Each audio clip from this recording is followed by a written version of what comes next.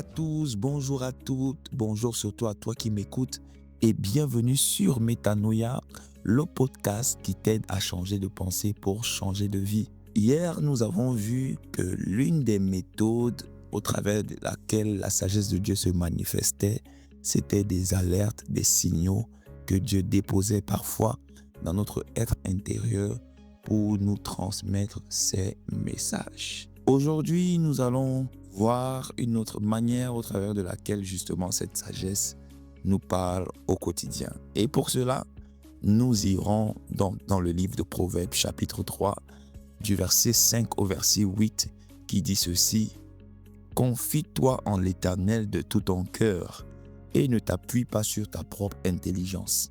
Reconnais-le dans toutes tes voies et il aplanira tes sentiers. Ne sois pas sage à tes propres yeux. Crains l'Éternel et détourne-toi du mal. Ce sera la santé pour tes muscles et un rafraîchissement pour tes os. » Pourquoi? Parce qu'aujourd'hui, beaucoup de gens confondent malheureusement maturité et contrôle. On pense à tort que être mature, c'est tout anticiper, c'est tout gérer, c'est ne dépendre de personne. Alors, petit disclaimer, tu vois, parce que je te vois déjà venir. C'est bien d'anticiper, c'est bien de planifier, c'est bien d'avoir un peu d'autonomie, c'est pas mauvais.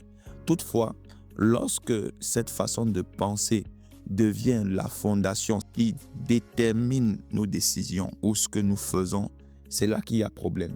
Pourquoi? Parce que la Bible nous dit quelque chose de radicalement différent.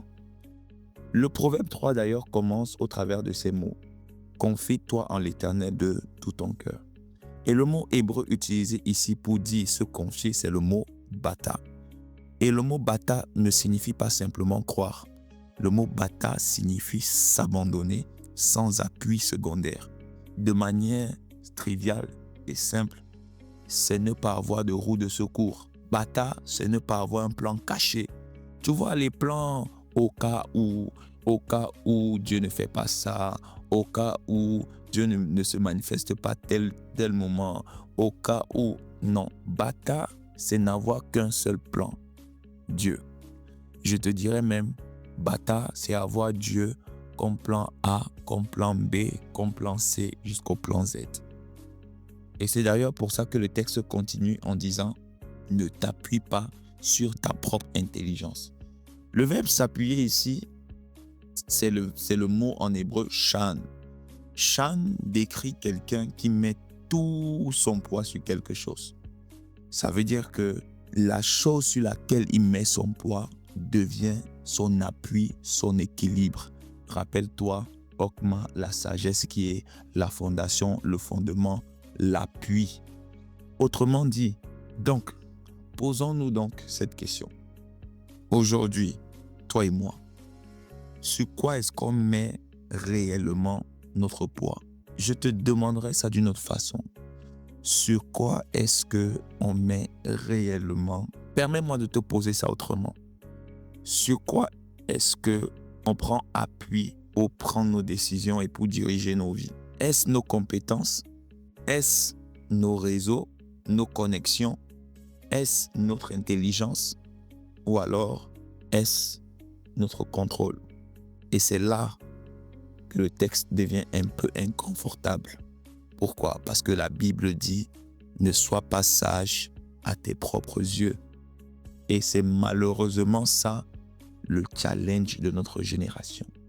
Vu qu'on a techniquement accès à tout, lorsque je veux apprendre de nouvelles choses, je vais sur YouTube, c'est facile. On sait tout, on analyse tout. Et c'est ce qui a donné naissance à cette génération de « je sais ce que je fais ». Sauf que, tu vois, savoir expliquer une décision ne veut pas forcément dire que c'est une décision qui est sage. Avoir des éléments de réponse qui apportent des raisons légitimes à ce que nous faisons ne veut pas forcément dire que ce que nous faisons était la bonne chose à faire. Et je me rappelle bien encore de ce moment où, à l'époque, quand on était en train de faire ma procédure de voyage pour que je voyage pour les États-Unis, on avait tellement tout bien fait. Tu vois, on avait saisi les autorités compétentes au niveau des États-Unis. Ma tante, elle avait fait ce qu'il y avait lieu de faire sur le plan légal. Donc, elle avait introduit le dossier. Bref, tout était parfait. Et je me rappelle bien de ce moment parce que c'est dans la foulée que d'ailleurs j'ai reçu le Seigneur Jésus-Christ comme Seigneur et Sauveur. Je me rappelle ce jour, j'étais arrivé à l'ambassade et puis au travers de mon entretien, on m'avait posé des questions et tout. Sur le papier, de manière légitime, j'ai envie de dire, j'avais des raisons qui me donnaient le droit d'avoir ce visa. Ça veut dire que techniquement, j'avais des choses qui donnaient raison que je ressorte de l'ambassade avec mon visa. Mais sauf que je n'en suis pas ressorti avec le visa. Et ça a été une décision qui m'a fait énormément mal. Je t'explique ce témoignage juste pour te faire comprendre que ce n'est pas parce que tu as des raisons valables pour avoir ce que tu dois avoir que forcément tu l'auras. Ce n'est pas parce que tu as des raisons valables pour faire ce que tu fais que forcément c'est une décision sage. Donc, et moi, c'est ce qui s'est passé. Voilà pourquoi d'ailleurs le texte continue en disant « Reconnais-le dans toutes tes voies et il aplanira tes sentiers ». Reconnaître Dieu, ce n'est pas juste parler de lui. Reconnaître Dieu, c'est l'inviter dans la prise de décision. Avant d'agir, avant de répondre, avant de s'engager, reconnaître Dieu. Et puis, à la fin de ce verset, tu verras qu'il y a quelque chose de très intéressant. C'est une promesse que Dieu nous donne. Il dit, ce sera la santé pour ton corps et un rafraîchissement pour tes os. La sagesse met en relief la relation de confiance à Dieu, à une forme de santé intérieure. Voilà pourquoi d'ailleurs Ésaïe a dit, ceux qui se confient en l'Éternel renouvellent leur force. Ils vont courir, mais ils ne vont pas se fatiguer. C'est pourquoi aussi le psalmiste a déclaré, ceux qui se confient en l'Éternel sont comme la montagne de Sion. Elle ne chancelle pas et elle est affermie pour toujours. Ça veut dire que quand je prends le temps de faire confiance à Dieu par rapport aux décisions que je dois prendre, par rapport à comment je dois diriger ma vie, qu'est-ce qui se passe? Ma vie devient affermie.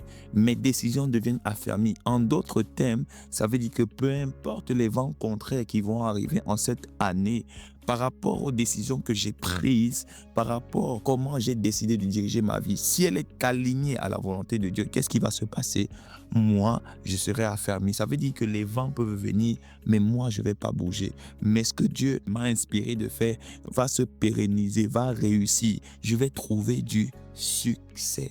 Et en fait, c'est là que je chute. Dieu a dit, venez à moi, vous tous qui êtes fatigués et chargés, et je vous donnerai du repos. Ça veut dire que Dieu prend plaisir à porter notre vie. Dieu prend plaisir, en fait, à diriger notre vie. Pourquoi? Parce que porter seul ce que Dieu veut porter avec toi finira par t'épuiser. Et donc, avec moi aujourd'hui, prends ce moment et posons-nous les bonnes questions. Est-ce que je contrôle encore aujourd'hui par peur de perdre? Est-ce mon argent ou est-ce que je dis, je gère alors que Dieu me demande de lui faire confiance? Est-ce mes études, mes relations, mon projet de voyage, mon service? Et d'ailleurs, est-ce que la sagesse que je manifeste, elle vient de Dieu ou uniquement de moi-même? Pendant que tu te poses ces questions, je termine avec ceci. Faire confiance à Dieu, ce n'est pas perdre le contrôle, mais c'est donner le contrôle à la bonne personne. Pourquoi? Parce que tout simplement, ta vie est comme cet avion qui veut arriver à destination. C'est toi le pilote, mais tu dépends de la tour de contrôle. Et c'est la tour de contrôle qui te transmet des informations, qui te dit à tel endroit il y a brouillard, atterrissez ici, faites le plein ici,